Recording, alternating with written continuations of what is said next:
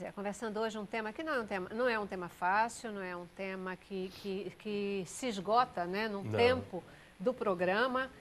Muitas coisas mesmo para a gente poder falar, mas eu quero ainda cobrir pelo menos essas duas questões, né? É possível sair curado de uma relação, de um divórcio, curado emocionalmente, sem ficar carregando a mala de problemas aí para o resto da vida? É possível ou não? Será que Jesus ele já tinha essa percepção da posição da mulher e já desde lá ele tratava disso? A gente aqui não tem essa sensibilidade? Eu entendo que é possível. Eu vivo isso, né? Uhum. Mas há uma coisa que tem que ser feita, até para que as malas não venham juntas. O perdão tem que ser liberado. Perdão tem que ser, e perdão não é sentimento. Perdão é decisão. Perdão é racional. Eu escolho perdoar. Isso não quer dizer que eu vá daqui para frente e voltar a tomar cafezinho juntos. Mas eu preciso liberar perdão, virar esta história, encerrar esse ciclo para que a minha vida prossiga e eu permaneça bem. O problema é que enquanto eu fico remoendo, relembrando tudo que eu vivi, tudo que eu sofri naquele momento crítico, final, que precedeu o divórcio e tal, fossem dias ou meses ou anos, eu ainda estou casado. Eu estou revivendo a história todo dia. Já não vivo com a pessoa, não moro, estou longe. Eu posso estar no Japão, mas eu ainda estou casado com ela. Então, o perdão, eu estou dizendo, olha, eu estou pondo um fim.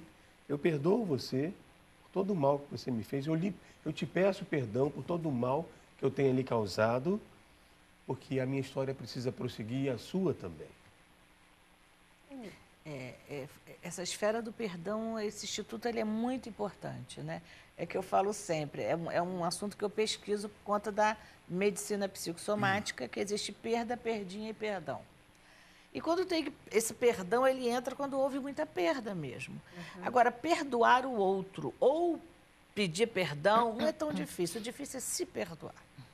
Se perdoar por ter se permitido viver aquela situação, não ter pensado melhor antes, se perdoar por ter sido movido por paixões ou por ter entrado numa relação porque a instituição exigiu para você obter determinado cargo. Ou seja, você se perdoar por coisas que você hoje não faria mais. Esse perdão é o mais difícil. É muito difícil perdoar alguém ou pedir perdão se você não se perdoa antes. Por quê? Se você perdoa, é porque você está se sentindo vítima demais. Aí a gente bate no que a Virgínia falou. Se você não diluir esse sentimento de vitimização, você não avança, não adianta. Você não é vítima, isso faz parte da vida. Só tem problemas com filho quem tem filho, só tem problemas com marido quem tem marido, só tem problemas com casa quem tem casa, só tem problemas de divórcio quem está casado. Então, só tem problemas quem pode, Celeste. Então, é você olhar para uma perspectiva da oportunidade e não da vitimização. Isso é uma forma de olhar no horizonte, porque se você ficar preso lá atrás, ainda que você poderia ter feito melhor e não fez, você precisa se perdoar. Porque a vida, ela é de oportunidades. Cada segundo, cada experiência é uma oportunidade nova. Então, se você não fez bem lá atrás, você pode fazer melhor hoje. Então, se você não se perdoar, você fica estagnada, o cérebro perde a possibilidade da criatividade, porque nós somos semelhança de Deus e nosso Pai é criador, portanto, o nosso cérebro ele é uma usina psicodinâmica da criatividade. Se eu fico no passado, eu não estou criando nada, eu estou só lembrando. Eu preciso recriar para construir um futuro. Então, eu preciso desconstruir esse passado emocionalmente, especialmente dentro de uma perspectiva introspectiva, introvisão pessoal, tá? E reconstruir, construir os tijolinhos, trabalhar esse alicerce da minha vida e não do outro. Isso é uma forma que eu tenho de reciclar, é uma forma que eu tenho de estar melhor do que antes, para, se possível ou não, porque também divorciar não significa casar de novo. Não necessariamente. Não Você necessariamente. pode simplesmente se dedicar mais ao seu senso de missão profissional, que de repente você abandonou por conta da família, porque muitos não se perdoam, porque abandonei trabalho, abandonei minha profissão, por causa do fulano, abandonou nada, abandonou porque quis, errou e vamos fazer de novo. E melhor ainda... Dentro dessa perspectiva que a Anny está falando, a proposta eu não preciso sair do divórcio como uma pessoa pior. Com certeza. Eu posso, né? É possível sair como uma pessoa melhor, bem melhor. Mas agora, isso depende de um processo. Eu gosto muito dessa palavra processo, porque ela não termina, né? Não. Como a luz da aurora que vai brilhando mais e mais até ser dia perfeito. E dá trabalho. Isso não acontece de um dia para o outro. Então, quer dizer, nós nos convertemos a cada dia ao Senhor.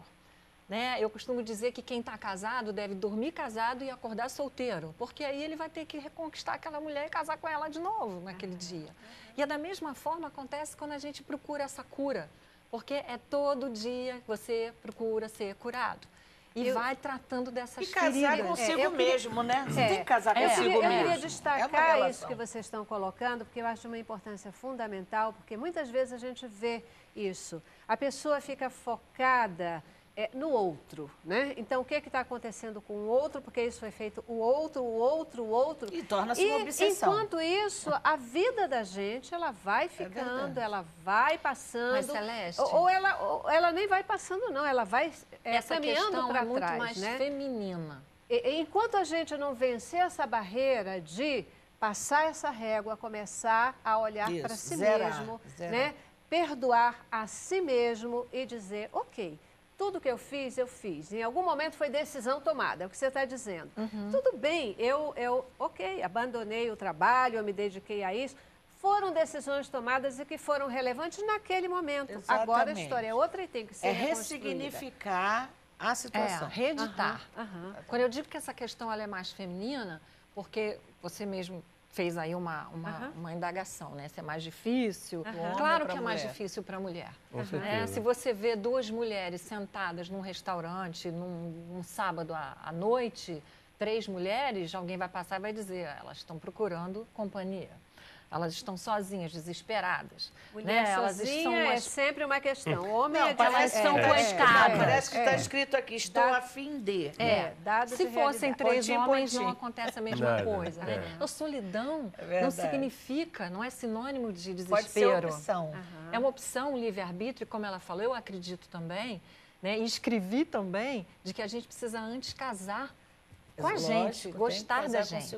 E aí, quando eu falo da questão feminina, é porque existe uma síndrome, né, que ataca muito as mulheres, que é a síndrome da reclamação, a constante reclamação.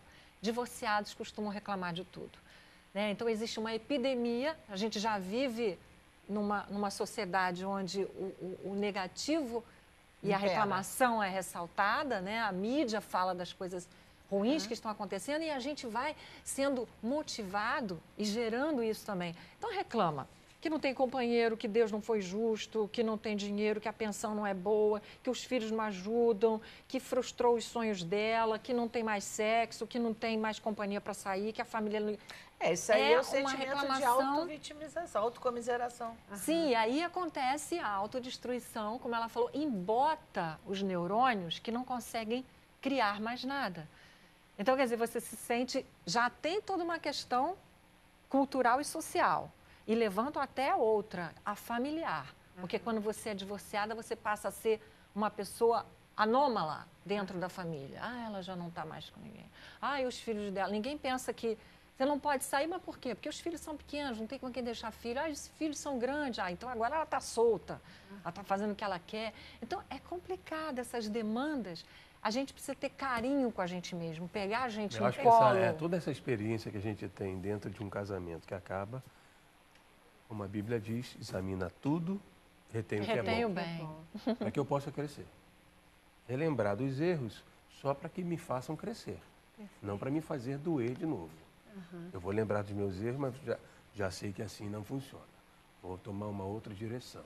Eu acho que isso, para a gente, é extremamente edificante. E nessa hora, eu lembro de alguma coisa que eu estive no Egito, certa vez andei de camelo, claro, né?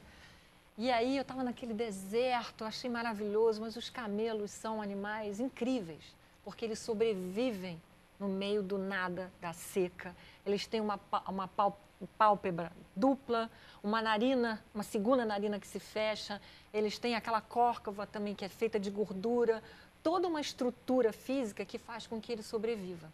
Quando eu escrevi o livro, eu lembrei da minha viagem. E eu andando no deserto, eu falei assim, gente, é exatamente isso. É um deserto que você atravessa e ele acaba.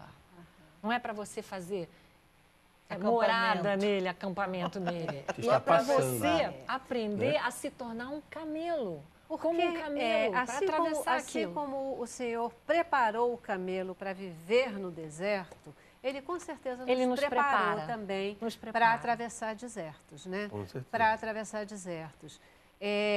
O senhor colocou essa questão, né? A gente tem que reter o que é bom apenas. E é interessante porque também o Senhor nos ensinou que devemos amar ao próximo como a nós mesmos.